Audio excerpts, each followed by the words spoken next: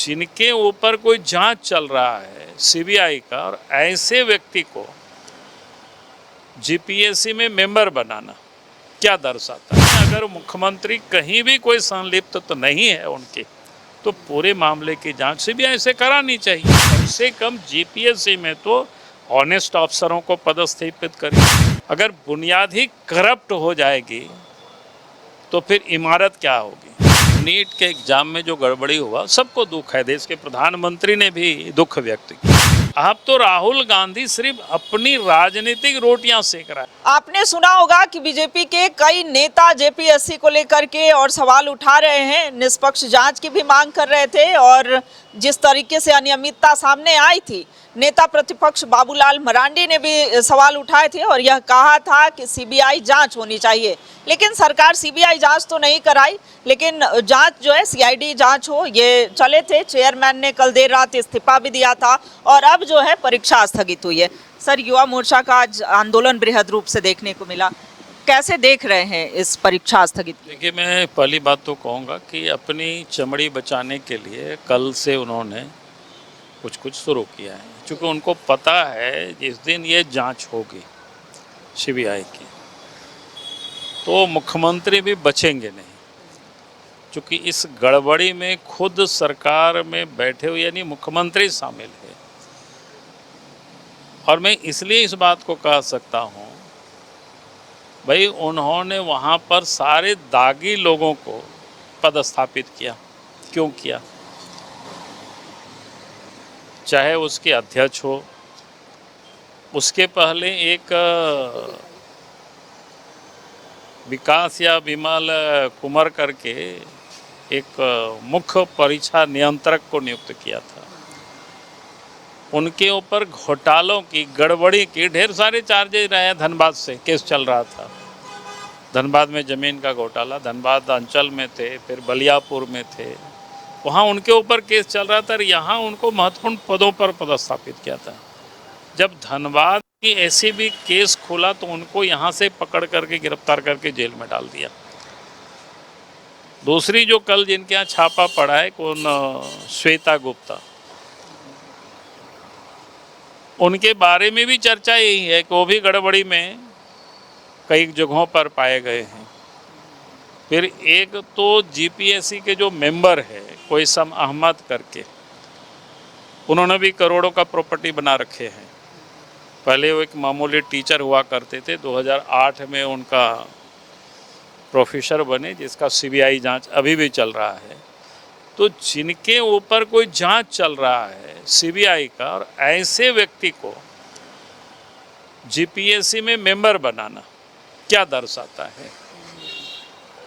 और चर्चा तो बाजारों में ये भी है, मुख्यमंत्री के कोई एक सिक्योरिटी है अजय सिंह करके, वही डीजी पुलिस को भी चलाते हैं, एसपी को भी चलाते हैं, और साथ साथ जेपीएससी के दफ्तर में भी उनका दबदबा है। तो इसीलिए ये जो सीआईडी के छापा मारना या एसीबी जाएंगे या रद्द कर दिया, तो इतनी से वो बचेंगे नहीं। इसलिए वास्तव में अगर मुख्यमंत्री कहीं भी कोई संलिप्त तो नहीं है उनके, तो पूरे मामले की जांच सीबीआई से करानी चाहिए। मुख्यमंत्री जी ने कल कहा था सर कि छात्रों के साथ अन्याय नहीं होने देंगे और हम इसमें सकारात्मक पहल करेंगे, तो आप इसे नहीं मानते सकारात्मक? छात्रों के अन्याय के कारण ये नहीं रद्द किया है, क्योंकि इनको पता है ये जो परिणाम आया, ये अखबार में, समाचार पत्रों में सार्वजनिक रूप से आ चुका है, तो प्रकाशित हुआ, कोई अधिकारियों ने साइन नहीं किया, उस पर जारी नहीं किया। तो उनको पता था कि कोई भी लोग हाई कोर्ट जाएंगे तो मामले जांच में चली जाएगी, और जांच में जाएगी तो मैं आपको बता रहा हूं कि तब तो जांच कहां तक पहुंचेगी? मुख्यमंत्री के यहां तक पहुंचेगी। और इसीलिए मुख्यमंत्री ने सबसे सेफ क्या समझा? पहले सीआईडी से छापा मरवा दो, अध्यक्ष का रिजनेशन ले लो, और फिर परीक्षा को रद्द कर दो, ताकि जो इसमें से मुख्य कल्प्रिट है, जिन लोगों ने षड्यंत्र रचा है इस जीपीएससी में गड़बड़ कर रहा है लगातार, कोई पहली दफ़ा नहीं हो रहा है, और किस प्रकार की एजेंसी को काम दिया जा रहा है वो भी अखबारों में सब छपा हुआ है। तो कौन लोग इतनी महत्वपूर्ण है, प्रभावशाली है, जो झारखंड के बच्चों के भविष्य के साथ जो खिलवाड़ कर रहे लगातार। तो आप ऐसे लोगों को आप वहाँ पदस्थापित करेंगे कि भाई कम से कम जीपीएससी में तो ऑनेस्ट अफसरों को पदस्थापित करिए, जिनके ऊपर कोई किसी प्रकार के कोई आरोप नहीं हो। जीपीएससी में भी मेंबर व पहले तो वैसे व्यक्ति को नियुक्त करें कि भाई जो लोग ईमानदार हो, ऑनेस्ट हो, क्योंकि झारखंड की बुनियाद वही लोग डालने वाले हैं। अगर बुनियाद ही करप्ट हो जाएगी तो फिर इमारत क्या होगी।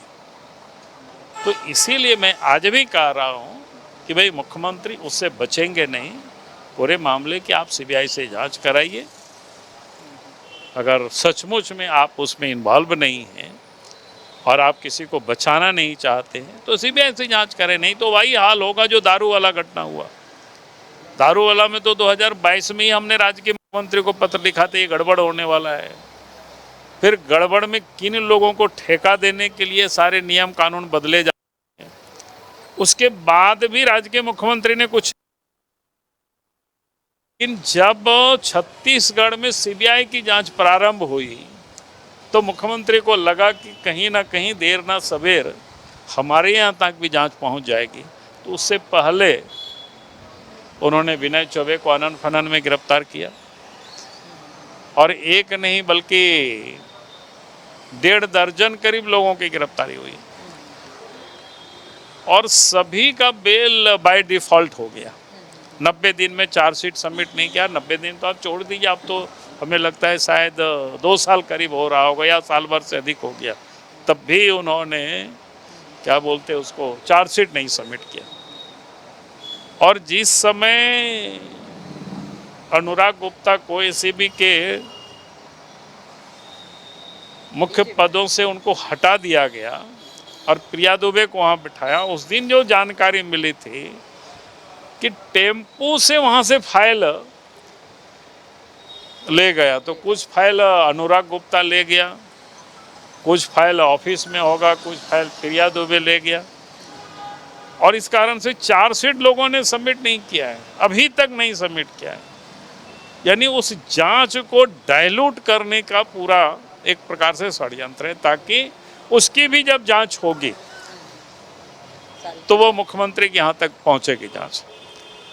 इसलिए मुख्यमंत्री के यहाँ तक जांच नहीं पहुँचे, इसलिए हर इस प्रकार की गड़बड़ी के मुद्दों को सीआईडी को सौंप दो, ताकि अगर मामला कहीं कोर्ट में पहुँचे तो बता सकेंगे कि नहीं ये मामला तो हम सीआईडी से जांच करा रहे हैं।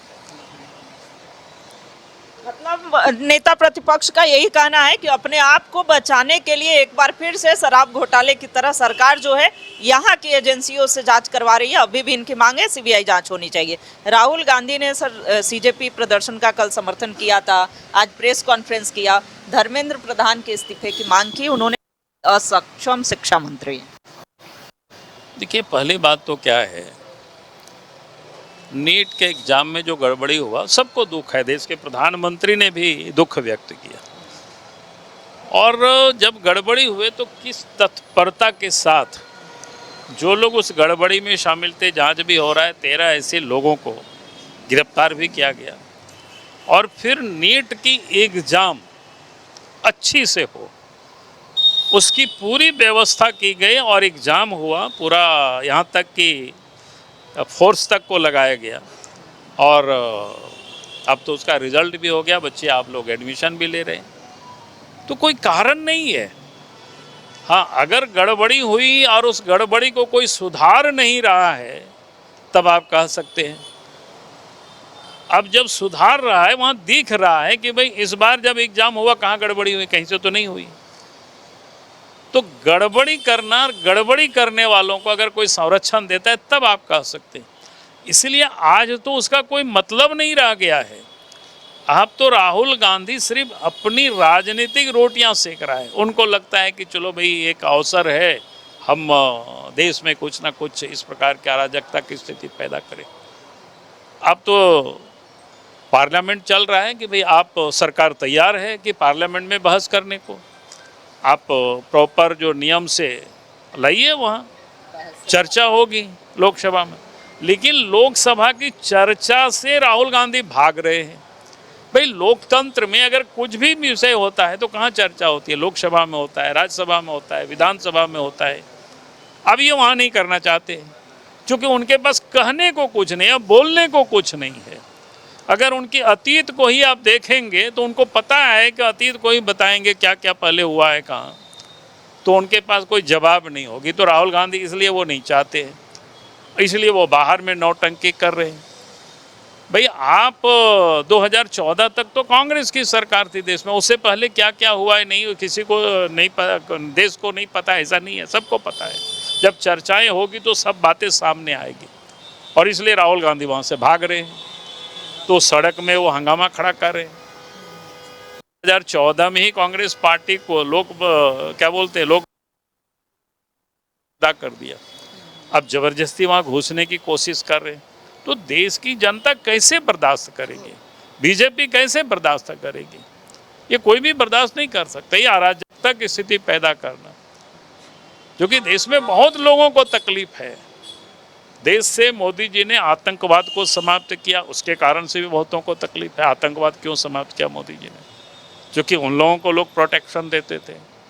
देश से उग्रवादियों को समाप्त किया नरेंद्र मोदी जी ने, उससे भी बहुत सारे लोगों को तकलीफ है कि भाई उग्रवाद को क्यों समाप्त किया, जो इन लोगों से लोग वार्ता करते थे बार बार। तो आज देश की गरीबों के लिए कोई सरकार काम नहीं करती थी। मोदी जी ने तो 12 साल में 25 करोड़ से अधिक लोगों को गरीबी रेखा से बाहर निकाल दिए। तो कुछ लोग थोड़ी से भ्रमित हुए हैं, लेकिन मैं समझता हूं कि थोड़े दिन चलते चलते ये भ्रम लोगों की दूर हो जाएगी। तो सर का धन्यवाद। देखिए, महत्वपूर्ण मुद्दा झारखंड से संबंधित जो जेपीएससी का था और साथ ही साथ जो दिल्ली में चल रहे प्रदर्शन जो सीजेपी का था, जिसमें प्रदर्शन आपको देखने को मिला होगा राहुल गांधी के तरफ से जो प्रदर्शन किया गया, आज प्रेस कॉन्फ्रेंस किया गया, तो उसका जवाब जो है बाबूलाल मरांडी ने दिया है। कैमरा पर्सन नवल के साथ रुचि शर्मा, न्यूज़ 11 भारत राज्य।